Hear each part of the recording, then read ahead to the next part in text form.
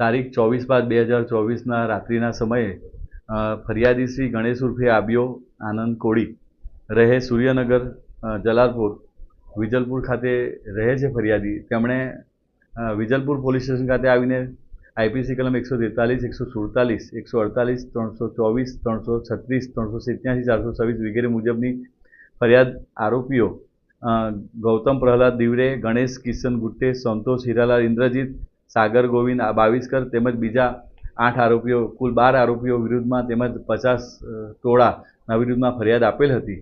જે ફરિયાદની હકીકત એવી હતી કે તારીખ 14/5/2024ના રોજ આંબેડકર જયંતિ ઉજવવામાં આવે છે, જ્યારે આ જે આરોપી છે એ લોકોનું જે મિત્ર મંડળ છે ભીમરાવ આંબેડકર મંડળના સંચાલિત છે। એ ભીમ શક્તિ મિત્ર મંડળ દ્વારા ડાયરો રાખવામાં આવેલો। એ ડાયરામાં આ જે ફરિયાદીશ્રીએ છે એ એમણે પોતાના તરફથી દાન અને રકમ આપેલી હતી। તો આ બાબતે આમના જે આરોપીઓ છે એમનું ભીમ સૈનિક મિત્ર મંડળ છે અને માતૃશ્રી રમાબાઈ ભીમરાવ આંબેડકર મંડળ છે એ આરોપીઓ તરફથી સંચાલિત છે। એ લોકોએ ફરિયાદી પાસે જઈને જણાવેલ કે ભાઈ તમે આ લોકોને ભીમ શક્તિ મિત્ર મંડળવાળા દલિત સમાજને મદદ કરો છો તો અમને કેમ મદદ નથી કરતા, અમને પણ તમારે પૈસાથી મદદ કરવું પડશે। એ બાબતે મનદુખ ચાલી આવેલું હતું। 2 થી 3 વાર આ ફરિયાદીશ્રીના આરોપીઓએ ધમકી પણ આપેલ હતી પૈસાની મદદ કરવા માટે।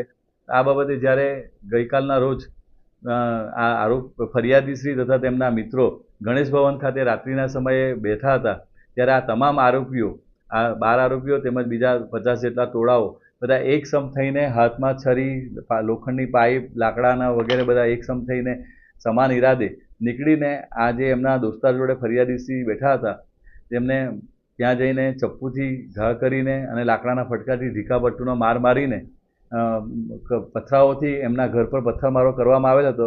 તેથી ત્યાંથી ફરિયાદીશ્રી અને એમના મિત્રો ત્યાંથી ચાલી ગયેલ હતા।